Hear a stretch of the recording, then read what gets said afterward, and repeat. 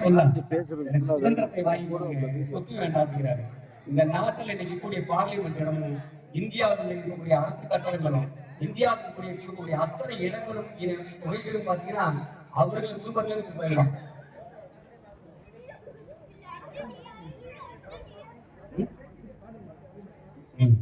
இப்படிப்பட்ட ஒரு தலைவர்கள் இருந்த நாடுதான் நம்முடைய நாடு.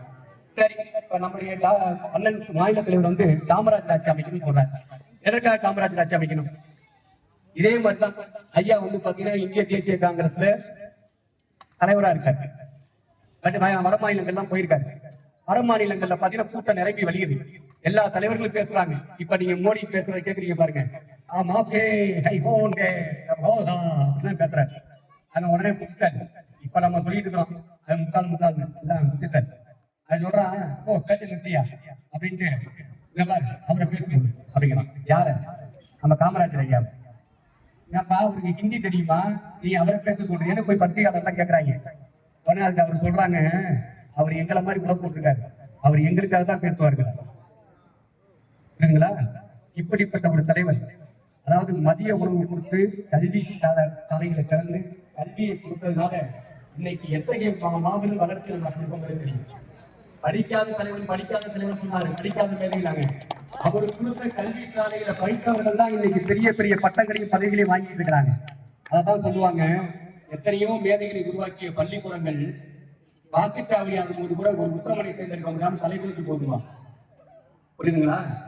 அதைத்தான் காமராஜர் கேட்கும் போது ஒருத்தர் சொல்றாரு, காமராஜர் ஐயா வந்து சுற்றுப்பயணம் போயிட்டு இருக்காங்க. எல்லா ஒரு மாணவன் வந்து பாத்தீங்கன்னா அவங்க அப்பாவோட கட்டிட்டு மாடு வச்சுட்டு இருக்கான். அப்ப எல்லாருமே கேட்கறாங்க, ஐயா நிற்கிறாரு, ஏப்போ பள்ளிக்கூடத்துக்கு போன நீங்க இங்க மாடு கட்டிருக்கீங்க அப்படின்னு, கஞ்சி நீ ஊத்துவியா அப்படின்னு கேட்கறான். உடனே அதிகாரி ஒருத்தர் அடிக்க போறாரு. ஓ நிறுத்தியா, அது நான் தான் முதலமைச்சர் கூட தெரியாம வச்சிருக்கோம், அவனை போய் அடிக்க போறேன் அப்படிங்கிறார். அப்ப கஞ்சி ஊத்துனா போவியான்னு கேட்கிறாரு. கஞ்சி ஊத்துனா போவாம அப்படிங்கிறான். உடனே சிஎஸ் நிதியமைச்சர் கூப்பிட்டு சொல்றாரு, ஐயா வந்து சொல்றாரு, என்ன பண்ணுவீங்களோ எது பண்ணுவீங்களோ தெரியாது, நடுநிலை பள்ளி, அதே மாதிரி பாத்தீங்கன்னா ஆரம்ப பள்ளி, அது இல்லாம பாத்தீங்கன்னா உயர்நிலை பள்ளின்னு நீங்க இத்தனை கிலோமீட்டருக்கு ஒரு பள்ளியை நீங்க அமைச்சே ஆகணும், மதிய உணவை நீங்க கொடுத்தே ஆகணும், அதற்கு என்ன செலவானாலும் பரவாயில்லைங்கிறாரு. அதுக்கு கூட ஒரு பையன் சாப்பிட்டா 4 பைசா ஆகுமியா, இதெல்லாம் வாய்ப்பு இல்லையாது. ஐயா இருக்கிறத கூடியா, இல்லைன்னா போய் பிச்சை எடுத்து கிடையாது. இப்படிப்பட்ட தலைவன் வாழ்ந்த மண்ணுதான் இது. அதைத்தான் இன்னைக்கு காமராஜர் ஆட்சி வேணுங்கிறோம்.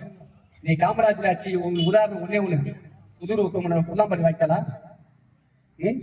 புல்லாம்பாடி வாய்க்கால். அடுத்தது தொழிற்சாலைகளை பார்த்தீங்களா, எந்தெந்த தொழிற்சாலைகள் உங்களுக்கு வேலை வாய்ப்பு கொடுத்தாங்க? உங்களுடைய தாத்தம் பாத்திரம் வந்து இங்க டிராக்டர்லையும் ஜீப்லையும் கொண்டு வந்து ஏற்றிட்டு போய் பிஹெச்லையும் ஒய்ஃப்லையும் கொடுத்தாங்க. எப்படி ஒரு பொருளாதார முன்னேற்றம் உங்க குடும்பத்தில் அடைய முடிஞ்சது? இன்னைக்கு வந்து அணைக்கட்டுகளை அமைச்சாங்க.